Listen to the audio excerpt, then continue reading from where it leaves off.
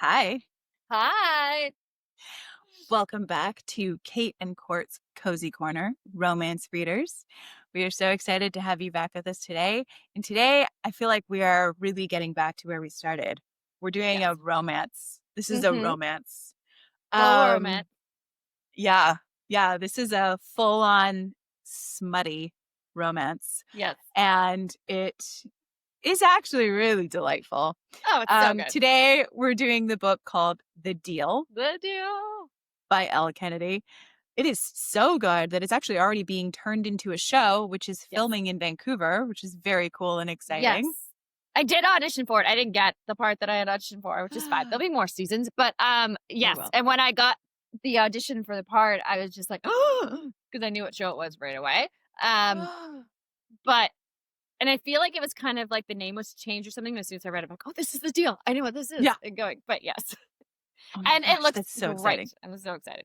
Oh, nice. Side note, so you guys know, because Kate and I, we always dress along with whatever book we're reading. And today we totally surprised each other like 2 times in a row. We showed up basically in the same outfits with the same Yes. hair. You were like, yes, Hoodie. we're on the same wavelength. On. Yes. I mean, this book is this is a college book, so this is the college Yes, uniform of it's like hoodie and college. jeans or hoodie and yoga pants, and your Yeah. hair is in a bun, and that is like 100%. the look. This is my husband's university sweatshirt. Just to add, I had to go another level and grab Jake's university sweatshirt. Oh my god, this is my husband's sweatshirt, not his university sweatshirt, but it is. You know, we get it. This is Yep. why we're doing this, folks, because Kate and I are on the same wavelength with these books. we as I've said before, we are the problem. Yes. And we're here for it. It's the best part. It's like we don't talk about it before we get on here. We don't make notes. We just say what we're reading, tell each other to read it, and then we jump on and everything happens on here. So we discover what we're reading. We discover our thoughts on the book. Everything's real time. And it's so great. All of it. I mean, even me just saying like, hey, this is a real romance. And then let's be frank, it's smut. Like this one is smut, actually, it's and not I love just it. I will say this one has more levels to it than some romance. Like there's a little darkness to it because of the story with him and his dad and her history. True. Yes. So it has a little bit of that there, which Elle Kennedy's very good at, but it has the spice. It brings the spice. Let's dive into that right away before we do synopsis. Okay. I don't think we give a spoiler with like the spice. Court, where does this live for you on your spice meter? How many pumpkins? I'm going to say 3.5. Okay. 3.5 to 4. That's where I'm going to put this one. It's there. There's 1 or 2 parts I would say that are hard on the bus, but it's like a little pink cheeks 3.5. That's what I would say. Yeah. Okay. All right. It's a 4 for me. This is a 4 pumpkin. It would be a 4 for you. Yeah. I'm a wuss. No, it was. It's just on. But yeah. Let's be clear that when I say that, like, that's a good thing. Like, I like it's not a bad thing. 100%. I'm very happy with it. Like, I'm like, woo! This is a good time.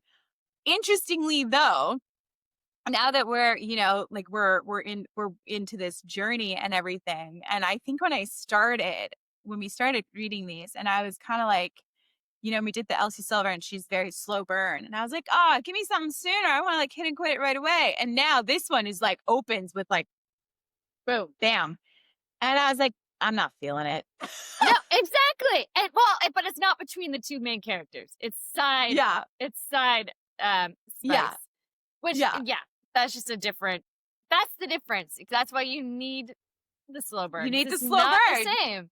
You need foreplay. Yeah. Very to get important. you there. Yeah. Okay. Court, how about you dive in or give us a synopsis? So The Deal by Elle Kennedy. It's a romance based in university. It's between our main female character is Hannah, and our main male character is Garrett. He's a hockey player. She is an artsy music major. at the same university. Briar. Okay. Is that their school, Briar? Yeah, it's Briar, and they're like just outside of Boston. Yes. So it basically starts, they're in the same class.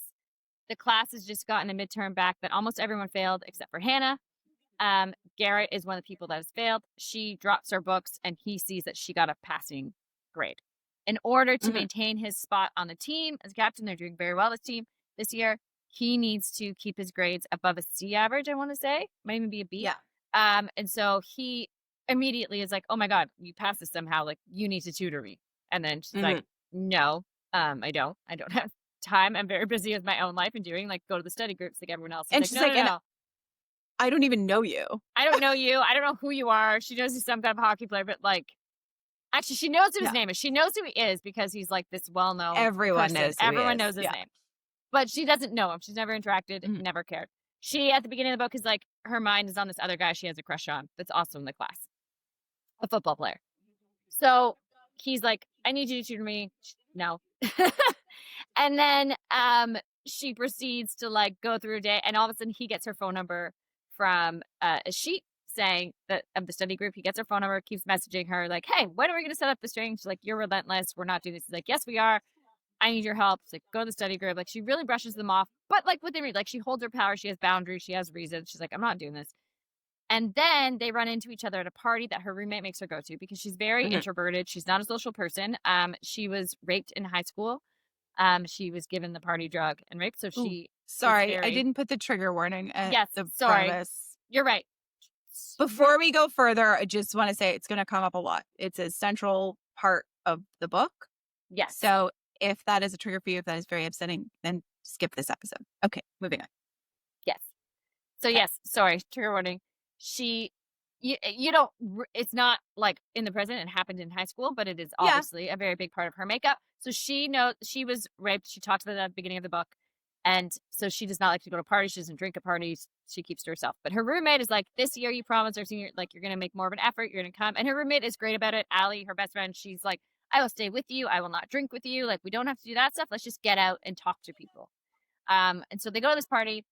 Justin, the guy she has a crush on, is there. Garrett is also there. He spots her, comes over and is like, you need to help me. And she's distracted looking at Justin. And he's like, who? Who's the guy you're interested in?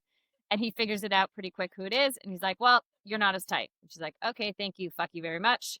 I'm out of here for insulting me. And so he comes out, is like, I'll give you a ride home. Just let me, like, I'm saying you're not as type right now, but that's just because he likes people's status. Like, go out on a date with me. You can get status. Help me tutor, and we'll call it even. Basically, and proposes the setup. So arrogant the whole time. Oh my God. Like, just... He already offered her a date to tutoring, like already thought that would be a fair trade. She's like, no. Yeah. And then this time he's like, no, for real though. Like the two girls he's dated were like on the cheerleading team and on the hockey team or something. So like he likes status. So if you go on a date with me, it'll give you status because everyone knows me.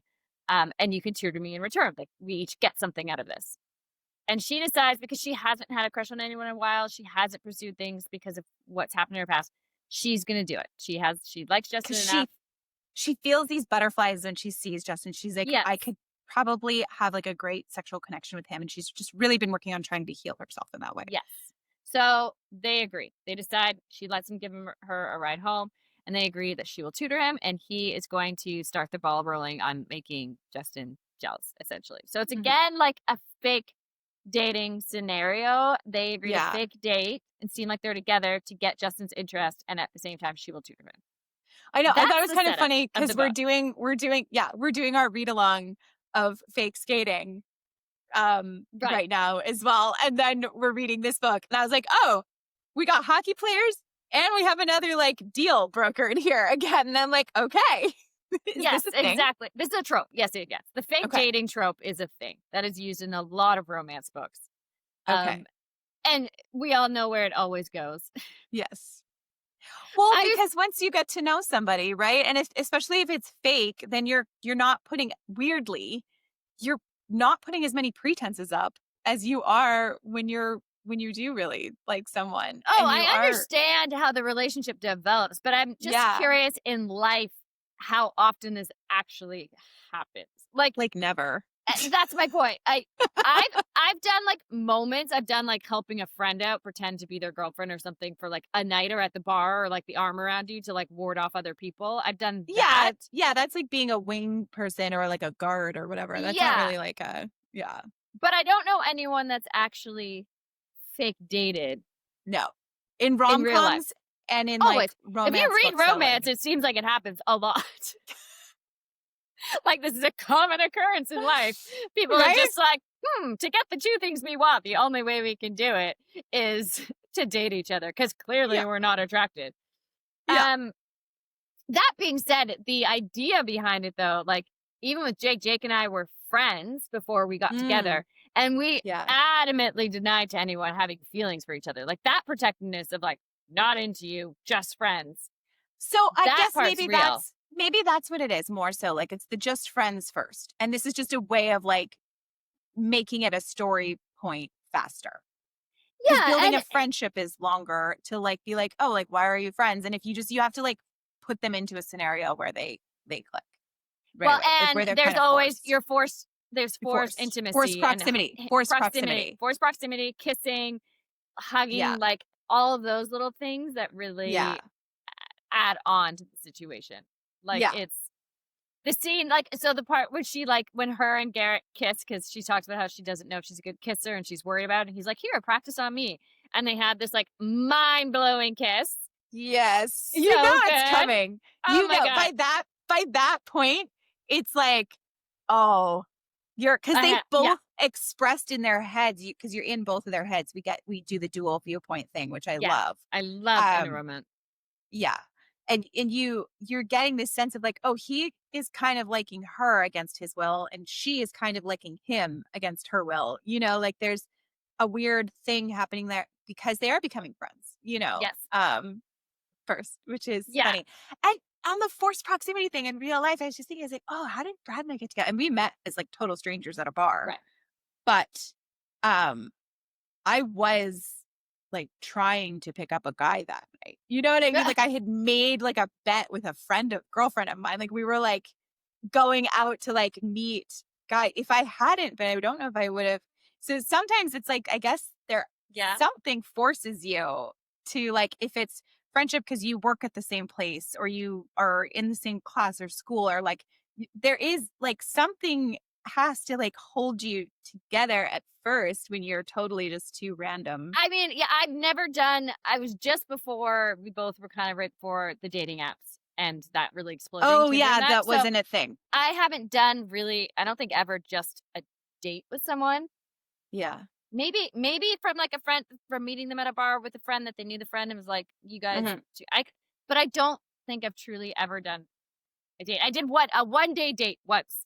I did a 1-day date once that we literally had the best time. It was in Jasper, and we went on this big hike. We did all these things, literally like an entire day, nonstop talking, went all the way through sex, and then literally figured out at the next day, we're like, and that's done. Like we talked about everything we could ever talk about. Oh my gosh. I had a best 1-day relationship. Yes. I think like 1-day date. But then it never needed to go past that. Like that was it. And it was like equally, like we both just felt that. It was wonderful and great. And then it was just like, and now it's done. Like, oh my gosh. It's really funny. I forgot about that. So funny. Yeah. That's you can have that chemistry for a moment, but then the ones that stay, like with Jake, we were just friends and we met in an acting class. I was in a relationship.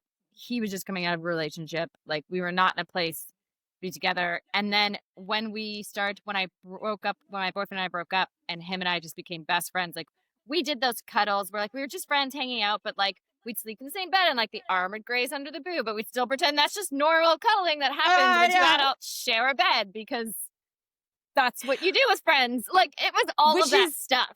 Yeah, which is all the stuff that winds up happening in this book. Yes. It sneaks up on them. And when we finally kissed, it felt like this. Like when we both, and we talked, it wasn't like, let's see if you're a good kisser, obviously, like this setup, but it was like building and building and building. And after a night of us finally saying like, I have feelings for you, I have feelings for you. Like, and even that came out when they're like, everyone thinks we're sleeping together. I'm like, but I would never just sleep with you.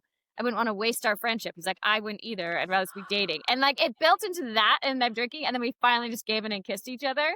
And it is like so much like that moment that I was like, it Oh my flashed me back gosh. to that, of that build up kiss that you're like, and then she kisses Dean right after. Like, that made me laugh Oh so my hard. God. She was so bold. I did not see that coming. I know. I loved it. The like, It was great. so she's, Especially because he's such a, like, he's just so full of himself that, like, she kind of has to, like, break that she took the him down in power that way. right away. Yeah. Like, they both kissed. He was on it. It was a hot kiss. They're both clearly into it. They're moaning, Yeah. they're groaning. I love the writing, like, when they Mm. talk about the groans caught in the throats and that when Yes. kissing. I love it when they describe that. I don't know why. It was so so hot. hot. It's So so hot. hot. And Yeah. then Dean interrupts them and he's like, oh, I didn't mean to interrupt. She's like, no, we're just friends. I was just practicing because we're not kissing. He's like, sure. And like calls her out on it. She's like, I'll Yeah. show you. And then he's like pretending to like get his fingers ready to do all the stuff. And then he's like, wait, I was just kidding. You don't have to kiss me. And then she does. And then it's also a really good kiss that he groans. And then they're both like, yeah, I think you're good. And she just leaves both those guys like stupefied and walks out. But she was like, I didn't feel anything with Dean. No, it was a good kiss, but not the same. Yes. Yes. So that too was like, oh, you're in trouble. It's so true. Like, listen, this sounds crazy, but it doesn't sound crazy, but it sounds like my life's more exciting than it was. But with Jake, right before I got with him, a guy friend of mine, another guy, good friend, and he's a hot guy, super attractive friends. We were drinking and hanging out, and I was like, in that post breakup mode. And then we made out. And it was nothing. Like, nothing there. I'd been friends with him for a long time too, not as close as with Jake or Nick, but it just, there was no sizzle there. It's just different. And then within that week, like Jake and I finally got to that point. Yeah. Maybe it was like 2 weeks later, but it was night and day. And it's not like he's a bad kisser or doing that. You just don't feel the same connection. No. And this was such a great example of that. Like it. Yes. It was done so well. Sometimes it's weird too. Like when you're like, why this person and not that like person? He was hot too. It wasn't like he was unattractive. Not the same level as I was attracted to Jake, but like very similar to the Garrett Dean. Yes. Dean Laurentiis is hot. She objectively, all the hockey players in this house are hot. But there's one person you're drawn to. It's always like always. Yeah. And for Hannah, it's Garrett. And so they have this amazing kiss and they're still just friends. Yeah. After it. And they have that party to go to. And then she finally starts getting a connection with Justin. Garrett's jealous. I know. Well, that's what I like is like he gets so jealous, like and thankfully not in like a weird, like, gross possessive way, but he just kind of, he's caught off guard by the fact that he cares at all. Yes. And it's like, oh boy, you are in trouble. Which is very fun, especially because they do, and I think you have a lot more experience with like hockey players than I do from like growing up in Ontario, in a hockey town. Very much a hockey town. But I have enough to know, like, they're like, I had always just back in the day was like, stay away from the hockey players. Like, they're so arrogant and like they have this sort of like way about them that I was just like, I can't hang. Like, that's too much for me. And in this book, the way that they are, I'm like, oh my gosh, this is like what they're a lot. I didn't go to, like, my university, like, there wasn't a big sports team. Like, I didn't have that part of it. I had it in high school. And university there was only, like, the guys' soccer team and rugby team. And I played on the girls' rugby team. So, like, we partied with the boys' rugby team. And they had a bit of that air to them, like, the rugby players. And, like, that hockey or football or the basketball, I think those sports bring it even another level. Because there is something about the athlete. I don't know what it is, but it just ups their hotness in the moment. There's something about it. There's something that's more attractive to the point that at my school, we even made like the rugby and soccer players the hot guys because like someone has to carry that torch.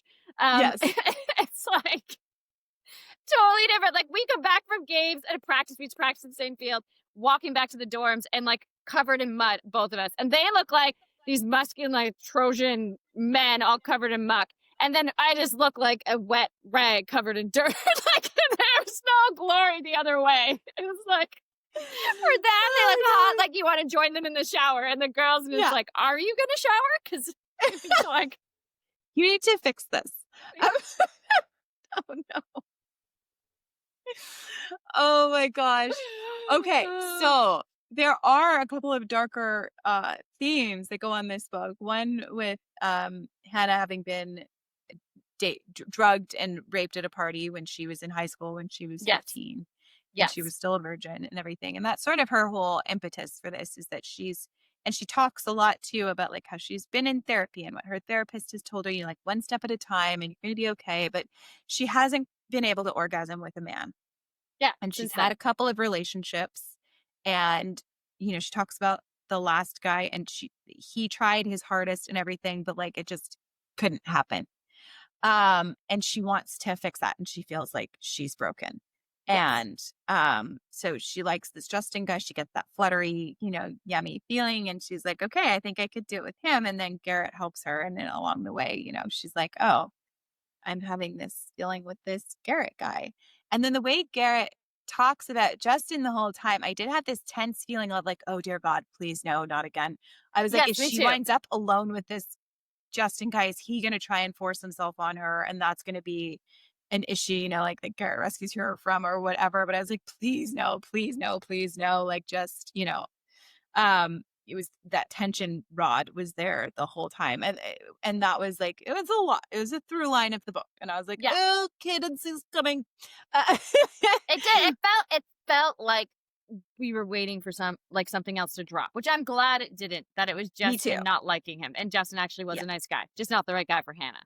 But it did feel like it could go the way. And Elle Kennedy writes, there's always a little trauma to her characters. Like there's always, like I said, a Mm, little bit of darkness, a little bit of a history, hmm. but in a very real way, in a way like her, she doesn't go back home because that town victim blamed. Like the guy that Yeah. actually raped her got away with it. He was someone of importance, money, like the old story that Hmm. happens over and over again when Classic. someone's rich and get away with a lot of stuff. And then they became the pariahs as if they caused him this headache when he in Yeah. fact did rape her. And so Garrett immediately believes her, is on her side. Like at first she says it was a friend, and even that he's Mm, like, okay, I get it, I got you. Like he's there for her. And then yeah. when she confesses Which what was actually really happened, cool. yeah, Yeah. like That whole it, thing was really cool. I think that too, like when he's like, listen, I want you to come out and like have a drink tonight and let loose. And I won't. And I will like be there for you. And the whole and then when he's like, all right, you're out of here because you're about to get yourself in trouble, you know. And I just think it was a stand-up moment, knight in shining armor kind of thing for him that yeah, like needed to happen just because of his arrogance otherwise. Um and yeah, and also because yeah, she does deserve to be able to go out and enjoy herself and have a drink, and you know, um because wasn't it's not ever her fault. It wasn't her fault for what she wore, what she drank, what she, you know, like that, just that part of the social contract should never be broken. yeah, And the fact that exactly. it is atrocious. And so the way that that was all written and Garrett's response and everything like to all of it was really cool. I liked Yeah, it a lot.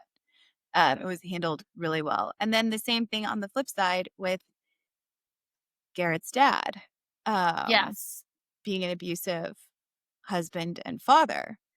And yes, then, you know, when they go back for Thanksgiving and they see the signs that it's still happening with his new girlfriend and everything. And also, you know, when she's like, I love that when she's like, I'm broken. And he's like, you're not broken. And then later on, he realizes, like, you know, I didn't realize that I was a little broken too. And you helped me. And it's like, oh my God. yeah.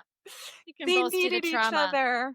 Yeah. Yeah, Which is another real thing of like creating a bond with someone. yeah, You know, that you both have something that and you understand.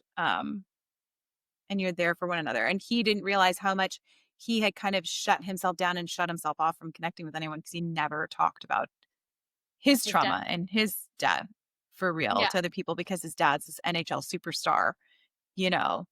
And he kind of yes. felt like nobody would care or believe me either. You know, it was an Well, and interesting that mirror. happens a lot with male victims as well. Like Hmm. it's harder to come forward and to see their trauma on the same degree or same level as what women go Yeah. through. Like a lot of men have a hard time talking about, being abused physically because they feel like Hmm. they shouldn't have been, or they should tough it out, or like it's a different standard. And I think this one was handled really well, um, Yeah. and brought it to light in a really great way, and what that can look like, father and son, and the different way that abuse can happen emotionally and physically. Yeah.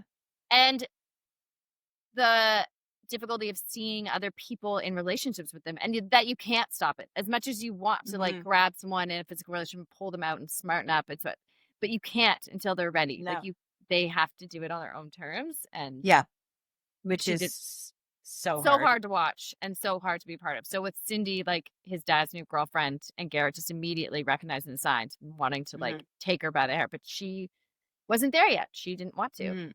And she does eventually leave him too, which is great, but brings him back with a vengeance. And then so Garrett's dad eventually just sees Hannah as a distraction, blames her, thinks she's going to take his son off course, who he has paid for all of his schooling and all of his education and his ability. And he basically threatens Hannah that if she does not break up with him, then he's going to cut Garrett off and he'll be off the team and drop out of school and his whole future will be gone. And in a way that makes it seem very real that he could do this. Like, and as far as this is what Garrett wants. Yeah. The way that it is, she is painted into a corner, and he 100%. Is as well. Yeah. And it made sense. Like, she wrote it, she built the character, she wrote his dad in a way that it was all very believable that this could happen as well. You're in it with him. And she knew Garrett well enough at that point to know that he would have sided with her. He would have given it all up for her because he loved her. And so she makes the choice to break up with him. And that's kind of it. You go on the journey of friendship to then finally be together and happy. And then the dad comes in and makes this happen. And it's just heartbreaking at first when she breaks up with him. Like, it's so heartbreaking. Sad. It's so sad. And the way the dad corners her and everything too. I mean, that's just another like. Yeah. The intimidation factor. It's so, it's just gross. So awful. He's so disgusting. Yes. And that was really, really, really hard to like read. But I loved Garrett's response. Yes. Ultimately. I know. Like the way that he just wouldn't accept it. Like he does at first, of course, and he goes and he like has this like binge drink moment and he's just, the what you would expect kind of thing. And then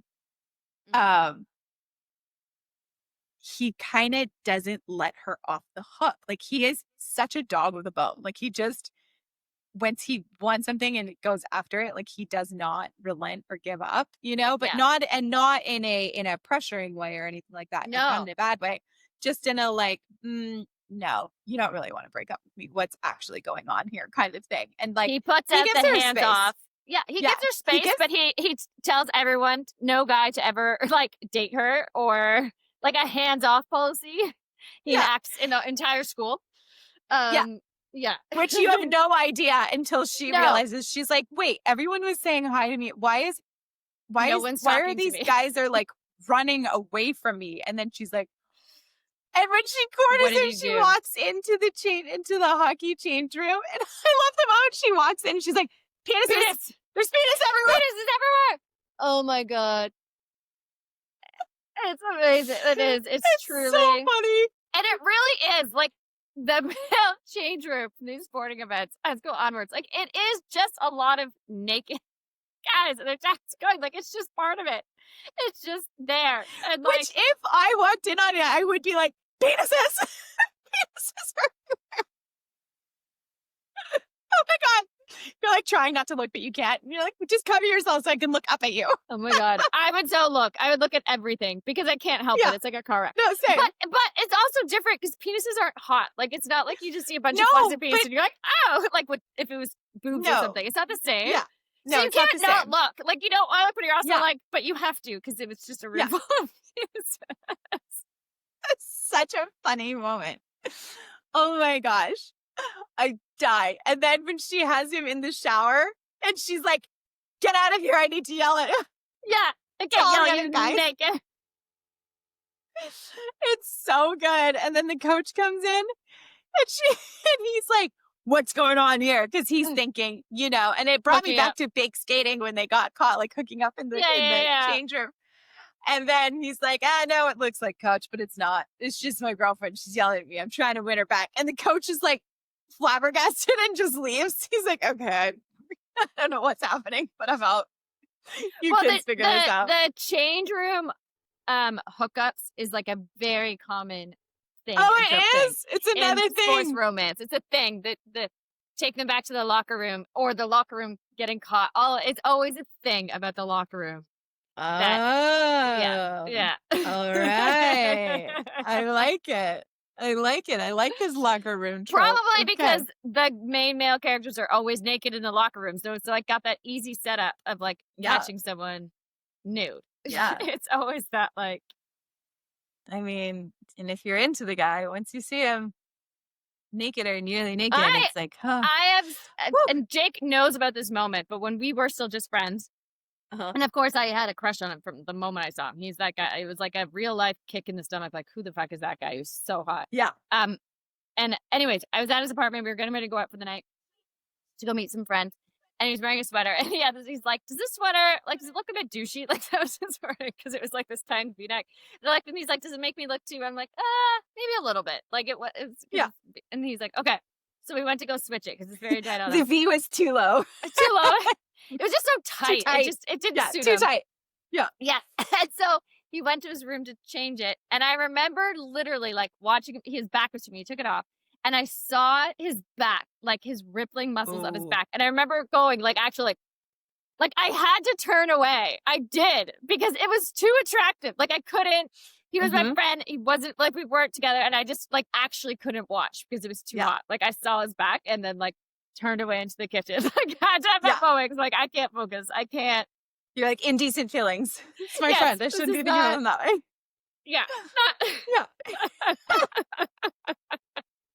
I love it. It's true though. So it's a great setup. Yeah, it's so true. Like you can't unsee it and do it. Like you and it makes you react. So that's done very well. I love that that's where she finally confronts him again for the like makeup of the two of them to start. I love how calmly and that arrogance that is annoying and gawky off the top of the book comes back. Fall in love with it by the end. Yeah, because that's how he gets her back. Like because he refused to give up and refused to believe that she wasn't still into him and just like fix it. And basically what we find out is that all of the dad's threats are void because come January 1st, he gets his inheritance from his mom's side of the family, the trust. And the dad doesn't even know about it because the mom always kept it a secret because she knew he'd use it to manipulate him. And so he has all his own money. He can pay for school. The dad actually can't touch him anymore, which is all he was counting down for. That's why he let his dad come to the games and kind of kept him happy for a bit because he knew once it came to January 1st, he would be free. And he just had to like bite his tongue until he got there. So they resolve. They're still together. They become kind of like the hero couple. And then like this series goes on for 4 more books, which will be the but wait, because there's a couple of things that we skipped over along the way that I'm like, oh, we have to go back to. When she has her showcase. Yes. For the scholarship. And she has her moment and she's just pissed because she is not happy being broken up with Garrett. She didn't want to break up with him. She's like, fuck life, fuck the world. Like, she's just mad. You know what I mean? And then she goes and she sings a song. She pours all the emotion into that and it's extraordinary. And we're reading that and you know the whole thing. And I started to read so fast at this part, Court, because I was like, where is he? Where is he? Yes. He has to be there. He has to be there. I know they're broken up, but I know he showed up for her big showcase. I know he did. She was like at all of his games and everything. He's got to be there for it. And then he shows up. I was like, yes. It's not the La La moment, the La La Land moment. Like we all know if Ryan had just shown up to her one-woman theater show, they'd be together. Yes, exactly. And it couldn't happen. This was fixed. He was there. Yes. And so he was there, even though, you know, like they were broken up and the whole thing. But then I love too when he's like, I can't believe you did the hands-off thing because we were broken up. He's like, I never considered us broken up. He's like, I knew it wasn't real. I just need to figure out what it was. And I was like, yes, thank you. Because like if he had taken it at face value, that would have been it, you know? And it would have been the whole Ross and Rachel thing that lasted 10 years of the were we or weren't we broken up? Because everyone knows, like, you can't just dive, and especially when it's that kind of breakup, when it's from something that's been good and it's out of left field, like, you can't dive into another person. That's not the way to do it. No. And then the other satisfaction thing that we got. So Justin doesn't turn out to be a predator, thank God. But because it couldn't take more. You know, like when someone's re-victimized, it's just too much. I know that it happens, and that is a real thing. But I was like, I don't want to Not our romance. We don't live need through it. it in the romance, you No, know? we need the like. Yeah, I need the fantasy Yes. element here and not reality. And so then when that guy shows up at the hockey game from her town who had lied, who perjured himself on the stand and Yes. lied and said that this kid that raped her in high school, Aaron, was you know, that it was actually like she was a slut and all these Yeah. things, Yeah. and she had wanted him and it wasn't, that she was lying. Um, he shows up at the hockey game and she sees him, and Garrett kind of realizes who it is and then goes and confronts him. And this other guy doesn't back down, but you can tell that and then he calls her a slut and he says the thing, and then Garrett just like beats the ever living shit out of him. I really needed that moment too. Like I really needed a moment where Garrett beat up a guy for Yeah. Hannah. I don't know why. Violence is not always the answer, but sometimes. Sometimes. This one, I was That like, circumstance, when it's someone that lied and got someone off for raping someone, yeah, they deserve to have the shit they kicked deserve out to of be them. beaten to a pulp. Yeah, they fully do. 100%. End of story. Yeah. Yeah. And so Yeah.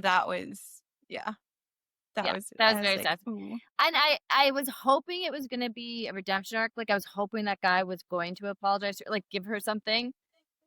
And he didn't. But then that's also true to reality. Like, people You don't. thought so? Yeah, I didn't I was think he just was going hoping. to at I just all. wanted him Oh. to. Like, because he wasn't the actual guy. It was like, it wasn't That's the why guy that raped her. that's us, right. I just thought Yeah. maybe, like, just to give some, like to. But the way that it also was handled was done very well with Garrett and that setup. But, like, yes, there's that darkness to these books. Like, Elle Kennedy does always, like I said, have that kind of story to it where it's not just, like, the dad that ignored you. It's, like, the abusive dad and you were raped. Like, real reasons for issues in their character's trauma. But she balances it out very well with the romance, with the spice. Yes. That, like, the scenes when they were together, when it was on, and the full, like, all of it, and, like, him helping her to get her first orgasm back. All of that was done. Can we talk about that scene? Oh my gosh. So fucking hot. So hot. So hot. Like, it was done very well. I mean, and I did not see it coming. You know, because I was like, oh, he's gonna just like gonna be casual and it'll be fine. And then it was so hot. And so also I was like, oh, and how empowering. I was like, ooh, what a healthy, it was like what a healthy dominance base for them to build off of. Dominance in an empowering way. Like, it was a perfect balance. Yeah, like but I just something to like set your mood. That is a good spot to jump into. Yeah. He was like, hey, you show me how you pleasure yourself. And not like out of the blue. You know what I mean? No, when it and became not obvious that like either. it was because she was like, you can't, the way that you're like looking at me and like over me, it's like I'm getting flashbacks to the trauma. And he's like, okay, we need a new approach. Yeah. He's like, let's make this safe. I'll pleasure myself and you pleasure yourself. He's like, so I'm vulnerable and you're vulnerable. It's not just like you feel vulnerable and like I'm the aggressor. And I was like,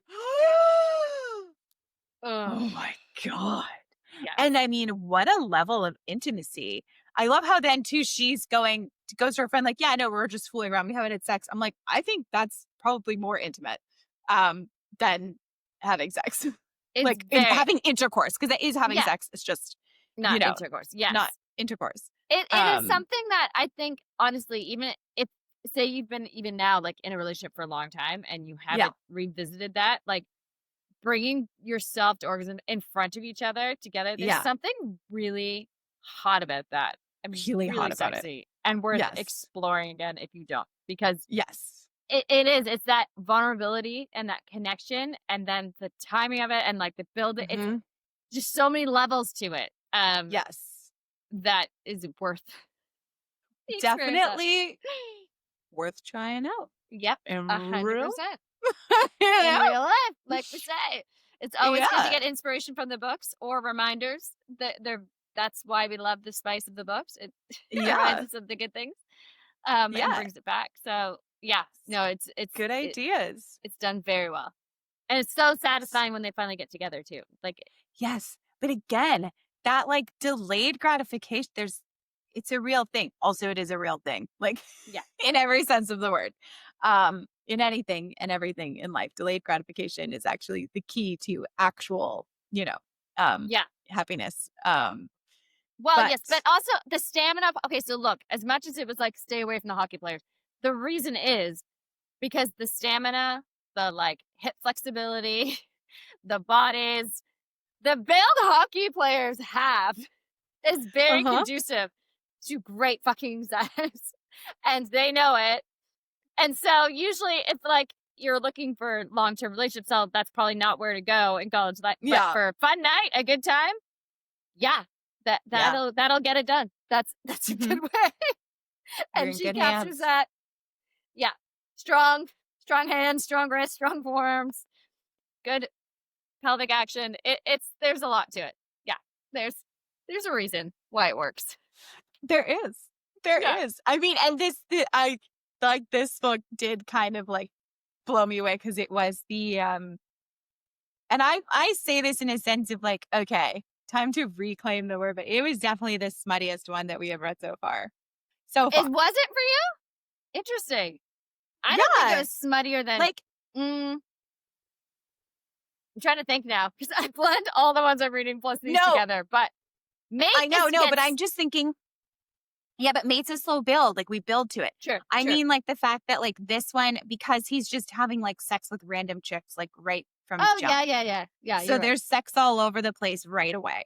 It's like constant. She walks in on him with I hated that. It was like, ugh. I did hate that moment. Gross. But it was like even just the first time we meet him or the second, he's with some other girl. She's not even around. Yeah. You know what I mean? He comes home and she's like just in a bed for him waiting to have sex. Yeah. It's consensual. But I mean, again, it paints him like someone likes to have a good time, like sex. Yeah, which is great. But not a dick. No. But I just mean like we were getting like, fully written out sex scenes from the beginning of the book. Which we did have also, I guess, in Direbound, but that was romantasy. I mean, like romance. Yeah. No, because I was trying to remember with Wild Side, but you're right. Yes, so far for what we've read on this podcast, you're right. The deal has been the smuttiest so far. Yeah. Yes. But I was like, oh, I love it. I like it. I'm into it. It brings you back to college and all the UTIs that we talked about before. Like. It really does. I mean, the antics that go on in this book definitely bring you back to college. Even the like showing up in a trench coat, oh my gosh. And which I totally did in college. Oh my God, I did it. I guess I was still in college. I did it for like an airport pickup line.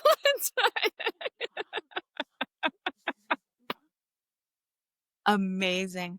I've done it for the airport pickup too. Yeah, it's like it's the fun. Yeah. I think it was something called, I can't remember how old I was, but it's those things though. And in college, I just mean like the first time I did it, obviously it was in college. Like I've done it a few times. It's a good move. The sex life of college kids, sex life of college girls, if that's why it was a movie or a TV show. Right. It's when you're free, right? It's the first time that you're not in the constraints of your parents' house or bedroom. So you have your own places, but you have roommates. So there's still like noise barriers, but you're adults. You're allowed to like have sleepovers. And it's new though. It's all still quite new. So there's so many factors that just make it this exploring time that you really get to figure stuff out. And if it's not what you want, like you just move on and it's not that big of a deal. Like, people are switching rooms all the time. It's and so to see it in this way with her and building that trust with someone that is a huge player, but then that not being something you have to hold on to, like the power of that's what I actually really like about the way she writes these guys too. Like it doesn't have to be that someone had a lot of sex before, male or female, and then when they meet the right person, that's an issue either. Like it's both are okay. It's like. Yeah. For consenting adults that are into it. Exactly. And which as long is like as everyone's honest about it and not leading people on. Yeah. And sometimes you need that. I mean, look, sometimes you have sex and then you're like, oh, wait, this is not the connection I thought this was. Like, it can change things the other way too. And it's good to know that. Yeah. I mean, you definitely want to test drive before you purchase. 110%. I can't actually imagine. Like, that would be the worst. Yeah. Oh, No. no, No. no. It's just not worth it. That's the rest of your life. That's so much Mhm. fun to be had. Exactly. Exactly. Just driving. And it doesn't even have to be penetrance, as we said, all the other kinds of sex too. All the different ways. So much, yeah. Oh my gosh. Anyways, but yeah, it was really, really fun. And I mean, Garrett, he annoyed the heck out of me at the very beginning. And then I was absolutely in love with all of his antics and arrogance by the end. Yeah. So that was fun Yes. and cool. And it was cool too. Yeah. You know what was nice? I really liked Hannah. She wasn't annoying. She was Yeah, really she's great. cool. No. Yeah, Yeah. she's a great female main character. She kind of becomes like the sweetheart female main character throughout all the stories. She's kind of becomes the high bar as the first one because she's done well. Oh, She's doing herself. She's nice. figuring things out. Yeah, the whole series is fantastic. Like, it's definitely a Yeah. series I recommend reading. We'll probably sprinkle them in as we go because they're a great in between book. We're fleshing Yeah. out to slowly read all of them. Right? And by the time the series drops, we'll probably have gotten through all of the Oh my books in the gosh. series. And then we can watch it and see how they do. Yes. Yeah. Yeah, it could bad. No, it's a great Amazing. book. I'm so glad that you got to read it and that we got to bring it out on Me here. I wanted to too. make sure we got to talk about it since it's being filmed right now. It felt like a good time to bring it out and talk to Yes. people about it. Yeah. Yes. And it's the perfect season for it too. Like now we're into Mhm. November and hockey season is on and Yeah. yeah, this was Yeah. fun. Yeah. All right. Well, that's Okay. it for today's episode of Kate and Court's Cozy Corner Romance Readers reading Mhm. The Deal by Elle Kennedy. Highly recommend. Excellent smut. So good. Four spicy pumpkins for Kate, 3.5 for Court. I mean, I guess we'll sit for it out. But good. No, it's good. A good 3.5. Like I said, rosy Yeah. cheeks 3.5. It was good. Mm-hmm. Yeah. Absolutely. Yeah. All right. Well, that's all for today. Thanks for hanging with us and can't Good. wait to hang with you again soon. Bye. Bye. Settle in and grab a book, a comfy chair, your favorite nook with Kate and Court. Yeah, it's the Cozy Corner.